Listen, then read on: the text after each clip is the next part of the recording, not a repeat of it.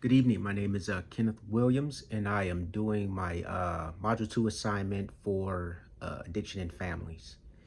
And so I did 3 days of journaling, and I recorded three activities that triggered, or three occurrences throughout my 3 day period that um, resulted in emotional responses or triggered emotional responses. And so I'll discuss day one, which I started recording on Wednesday, um, July 27th.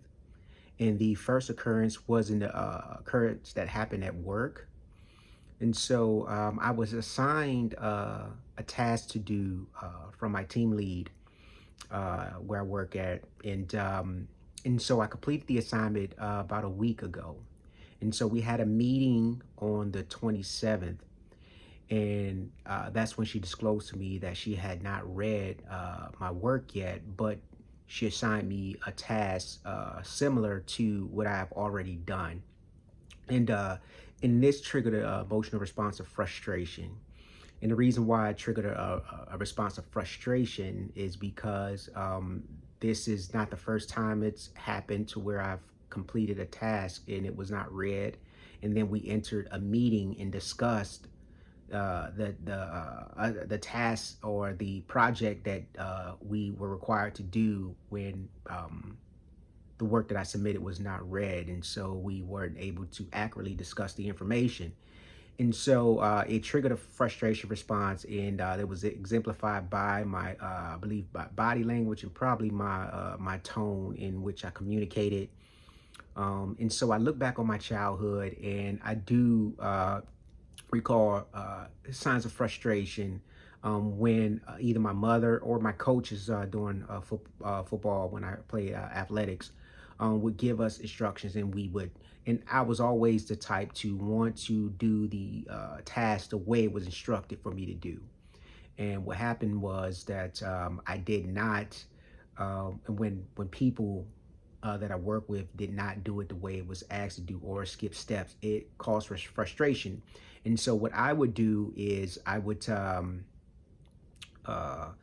deal with the frustration by probably lashing out. And so I do see some similarities from my childhood, but I have grown a lot more patient with it as an adult.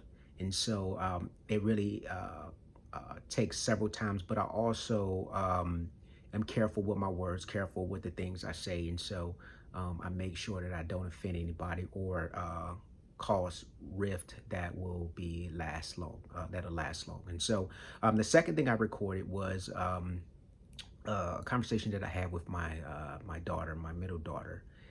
She's in her sophomore year of high school, and she's been in orchestra since she was in sixth grade in middle school. And so she's invested 4 years. Myself and her mother invested in her instruments and traveling back and forth to practices and to performances and things like that, and time and studying and things like that. And so this year she did not want to sign up for orchestra this year. She wanted not to participate in it. And so I had a conversation with her and told her the long-term benefits of remaining in orchestra, even though she didn't feel like doing it anymore. I did let her know that the long-term benefits of staying in orchestra, possibly college scholarships and things like that. And so we just had a long conversation, and I told her that, again, I try to teach my children that I'm okay with you making an informed decision. I won't stop them from making a decision, but I just want them to make an informed decision. And so be okay with hearing opposing views, and don't take it as I'm against you, or anybody else in life is against you because they don't agree with what you want to do. It's okay to hear somebody's opposing views and just take an honest assessment at it. And so when she told me that she went to, on the 27th again, it was her orientation for school for sophomore year. And so she came home afterward and told me that she did not sign up for orchestra. And I will admit that I was a little bit disappointed. And so that triggered an emotional response to disappointment. I believe she could see it kind of in the tone of my voice, and it was just a low tone, not a angry tone or anything like that, just a tone of disappointment. And she might have even saw it in my body expression. But we had clear understanding that despite of me being um, showing disappointment, I did commend her for making a decision based off assessing and being okay with me not agreeing with it. It's okay. And she made a decision. She was brave enough to make the decision, even though she know I didn't agree with it. And then I'm okay with that. So I told her, we just move on and you put that effort and that energy into something that you're passionate about now. And so that triggered a disappointment. I look at my childhood and think, because I was always the type to, if I started something, if my parents invested in something, I was always committed to finish. And so looking at her not finishing was kind of a bit of a disappointment, but it's okay. Uh, Day three also ended with my dog. My dog ate something outside, or something happened to where he got extremely jittery. He was shaking, and his balance was off, and it scared us. And so that triggered a emotion of concern. When I was younger, I had a cat named Murphy that ended up getting killed by dogs, and that was the first real mourning that I had, because I lost that pet that was so close. And so that triggered kind of concern, because that took me back to my childhood. And so what I did with managing those emotions is just trying to stay calm, and being calm for my family, and be calm for my wife. And then I comfort my dog. And so obviously he was okay. I don't know if he ate something or if it was a bad reaction to a new snack that we gave him, but he was okay. In about maybe 30 minutes or so, he was back to normal. Okay, day two, one of the things that triggered an emotional response was I woke up excited that it was payday. And typically, as soon as I get paid that morning, I pay all of our bills and log everything. So all the bills are taken care of for the month. And the electric bill was very high. It's continuing to increase. And I made a sort of effort to in me and the family to limit our use of the electricity this month, just to see it go down, or see if it was that it's trending up because of the heat, or it was us just overusing electricity. And so we made a concerted effort to limit our use of electricity, and it still raised higher, even though we made it. So I felt a little bit of defeat, confusion and defeat. And it's hard when you put so much time and effort into doing something, and the expected result doesn't come out. And it reminded me of a time when I played baseball. I spent the whole summer learning and practicing how to hit a baseball, and then by the end of the summer, I was fairly making decent contact with the ball. And then I played a softball game in high school and missed every pitch. And so it was like the results were like I never did anything when I actually spent the whole summer. So that was kind of disappointing. Confusion that the electric bill is still high, even though we made the concerted effort to limit our use of electricity this month. Excitement. I experienced emotional trigger of excitement watching a show that I love on A&E called Alone. It's about survivalists who go out into the wilderness with 10 items. They break all contact with the world, and they stay out there until either they tap out, or the last man or woman is left out there in the lone survival, and then they win $500,000. And so the guy that I was rooting for, his name was Sam. I was watching season 3. He ended up winning, and they revealed it by showing the last person who tapped out, and so that it showed us the way the show works. It showed us that when he tapped out, that Sam won. So I was excited about that. It was like watching, as I was a child, watching my favorite football team score a last-minute touchdown to win the game. So a spark of excitement came over me, and that was an emotion that triggered. So I love those. I try to embrace those type of moments anytime I can. At the end of day three, at the end of day two, it ended kind of where a bad emotional response there. I ordered from Uber Eats, and the gentleman or the driver who delivered my request delivered it to the wrong door. And so he took a picture and sent it, but it was at the wrong door, wasn't at my door. And so I tried to contact him, and Uber Eats app wouldn't give me a way to contact him. They sent me to a messaging service.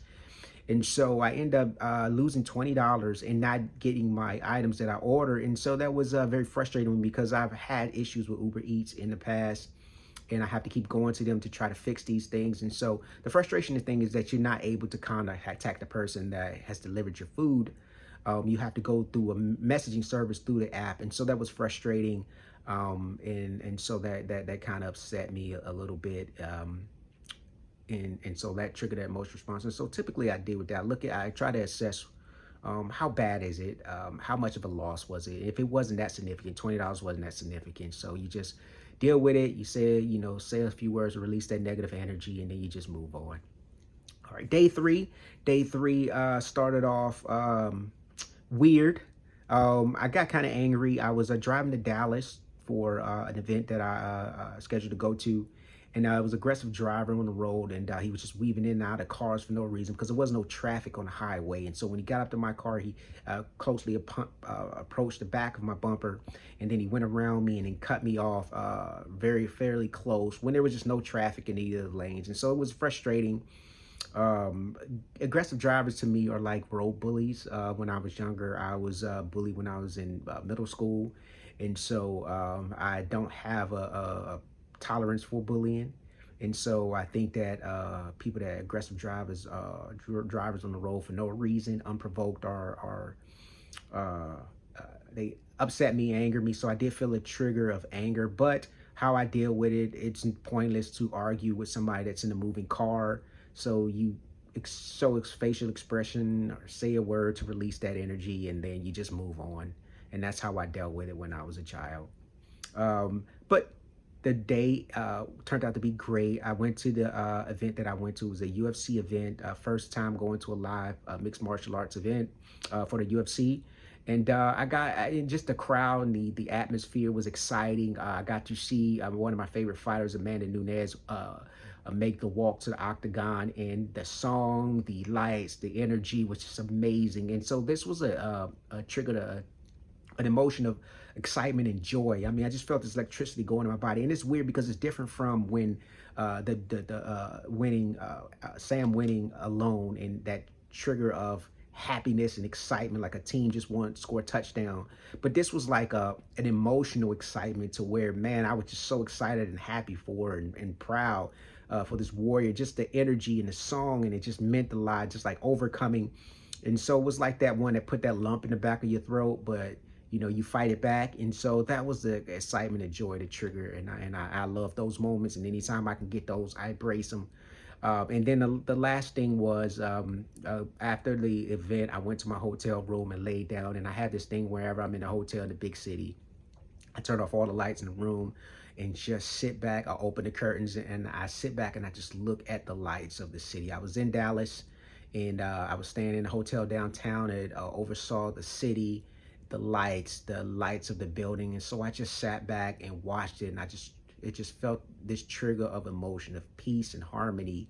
I thoroughly enjoyed it, and it just brought true relaxation in minds. And I love those. I recall as a child traveling with my grandparents, I always enjoyed the outsides, the scenery, the cultures, just embracing it all in. It's gained me appreciation for life and just the environment and the amazing things that we do in this world. And so that's one thing I always try to embrace.